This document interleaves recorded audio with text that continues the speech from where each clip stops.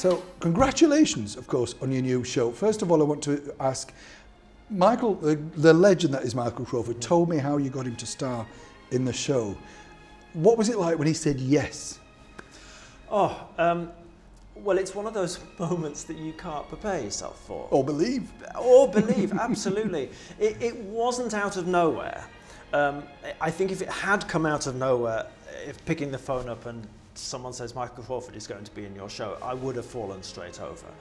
So I'd known, I get drip-fed information. He's interested, he might be interested, he might want to meet you. So I was slowly sort of getting more acquainted with the idea. But then when the yes comes through, yeah, you sort of fall over anyway. I mean, he is a legend. He is amazing. Which is not, the legend that is Michael Crawford is not why I always wanted him to be in this show. It's because I think there's no one else can do what he does.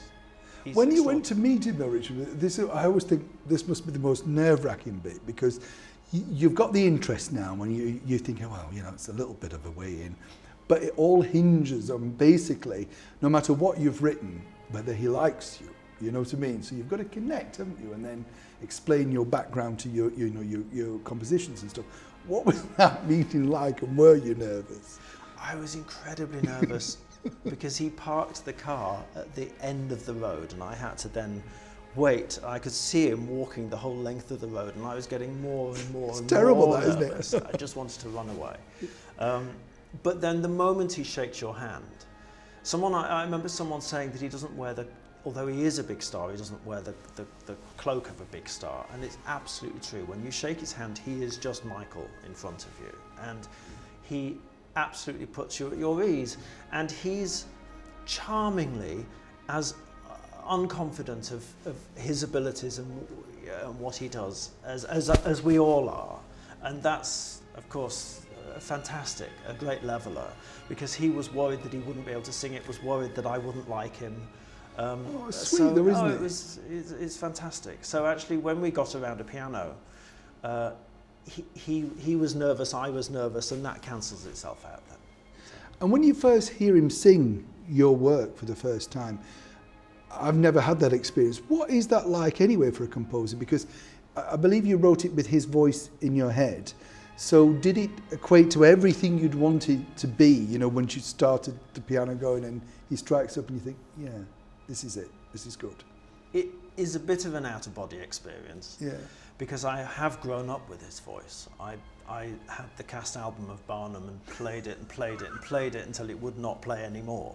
And it was, and actually the reason I had that album and played it so much was less because of the music and more because of him, and because of the voice and because of the performance that you get from the singing voice. It's all the thought processes that they're all there in between every line, every note that he sings. And so when I heard him sing Butterfly from The Go-Between for the first time, it was at the same time as being, well, of course it sounds like that because it's Michael Crawford and that's how I wrote it, to sound like that. So there was an inevitability about how it sounded because I'd imposed his voice on that song ever since I started writing it. But also that other half of you that's standing outside of yourself going, oh my goodness, that it really is Michael Crawford singing it. He brings notes to life.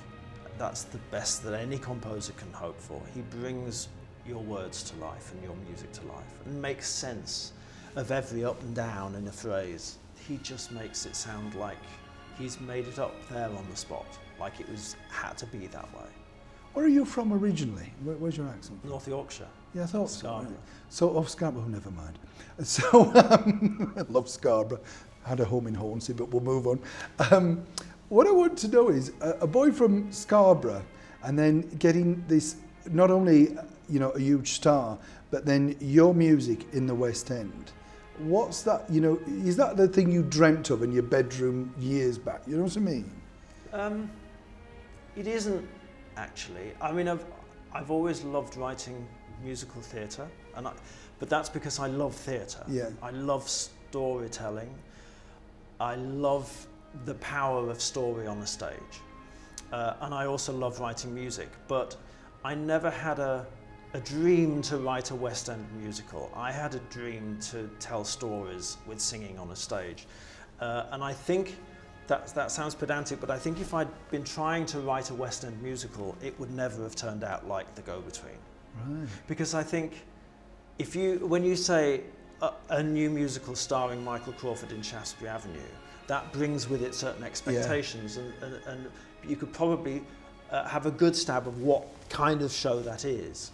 And The Go-Between, which is, I think, the wonderful thing about having this show in the West End, it's not at all like you might expect a show with Michael here, like you might expect it to be.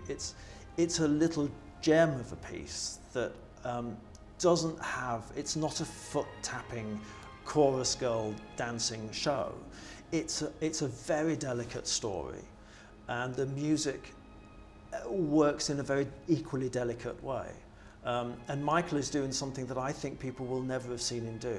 And actually the Michael fans and followers will expect him to do something that is unexpected, because his career has been defined by unexpected. That's what I mean, everything is different, isn't it? Absolutely. So, yeah. So I think it's extraordinary, the performance he's giving. And the show itself, I'm thrilled that it's in London. I'm thrilled that it's in the West End, because it gives me hope that the West End isn't all about big, noisy, foot-tapping musicals or jukebox musicals. There is still a space in London for a small, chambered, delicate little jewel like this.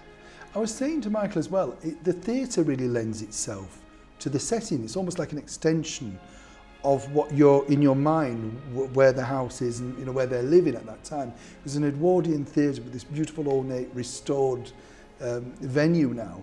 When you got into the theatre and you, because the set I think is a really nice set actually, it's completely different to what you imagine. Does that help for your vision? When you saw it and you watched it for the first time and you thought, wow, this is pretty good. What I mean? Well, it calms the nerves. Just like hearing Michael sing, it calms the nerves because you think this is a fit. Yeah. My score for The Go-Between and Michael's voice just fit. And when I saw the set here in the Apollo, I was nervous until I walked in and then saw it and I thought, this looks like the theatre was built around this set and vice versa. It feels at home. It feels nicely kind of nestled. You feel like you're just watching a family, you know what I mean? Not in a theatre. You feel like you're actually just kind of intruding, if you like, through a window of somebody's house. And you think, this is lovely. Finally, I want to ask you, what's next for you now? Not just your holiday in Turkey, but what's your next plans? What are you working on? I've got a few ideas, but this has been a long journey. The Go-Between is a long time since I started it. It's taken lots of twists and turns. As everything does. As everything does. So I'm cautious because when you choose a project, you're really jumping into something that's going to take over your life. So I have just been working on another show called Flowers for Mrs. Harris that was Daniel Evans directed up in Sheffield. So we hope that will, we know it's going to have a further life, but we're still working out where that's going to be. But at the moment, I mean, it's all I can do to tear myself away from the stalls and just keep watching Michael every night, because that's all I want to do. Isn't that lovely? It's really nice. Richard, lovely to meet you, and congratulations. It's a wonderful piece of work. I love the music. Thank you. Thank you so much.